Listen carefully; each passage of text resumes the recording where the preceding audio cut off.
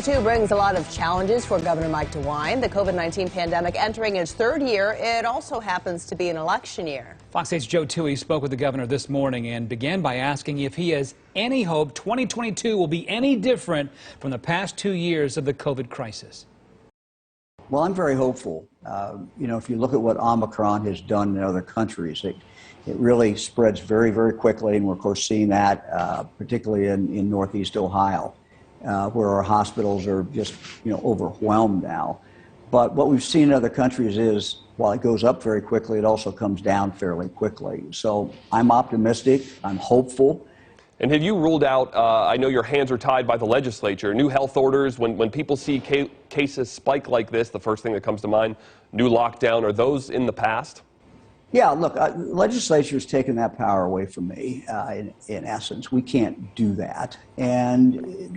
But we do have something that we did not have before, and that is the vaccine. And again, it's been 70% of the adults have taken that up and been vaccinated. We just encourage other people to be vaccinated. As you look back at the COVID crisis, are you proud of how your administration has handled it? Or are there things you would have done differently? Well, I'm proud of what we've done. Hindsight is always good. And as you've seen, even the best experts have changed their opinions about things. We've all learned things as we've gone through this. But Ohio is, I think, done it the Ohio way. We've been concerned about people's lives, but we've also been concerned about people's livelihoods. I've got people on one side attacking, people on the other side attacking, but we've tried to keep a course moving forward so that people can continue to work, but also continue to, have their lives protected. And 2022 also brings with it an election year. You are running for re-election this year. To an Ohio voter who's watching this, why should they re-elect you and give you another term? Well, from the day I took office, we've really focused on the thing that I think matters in this state. I'm very optimistic about our future. We're a state that has kept taxes down. We've kept taxes down. The last budget, we cut taxes by $2 billion. We've kept regulations down. The focus will remain on education. We are producing in this state today, more jobs than we are able to fill every single day. And so the answer to that is to make sure that no one is wasted, make sure everyone lives up to their God-given potential. Everyone has the technical skill sets that they need to be able to get a good paying job. And we're making great progress in that regard.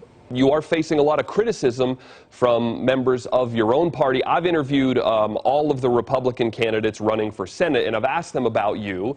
And just some of the quotes, Bernie Moreno, closed schools, I think that was a monumentally bad decision. J.D. Vance has not done enough to really protect the interests of children throughout the pandemic. Gibbons, didn't think he handled COVID very well. Mandel, a failure.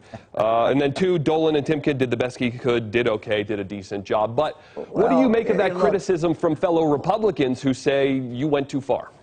Yeah, well, none of them are running for governor, first of all. They're running for Senate, and we'll see who emerges from that. And finally, did you make a New Year's resolution? No, I didn't make a New Year's resolution. What I really hope, though, is what I hope every day, and that is that everybody in Ohio has the opportunity to live up their God-given potential and live their American dream. And that's what we work towards every single year. DeWine also saying he doesn't know whether or not President Trump plans to get involved or endorse in the race, saying, "I appreciate support from everyone," and that certainly includes the former president.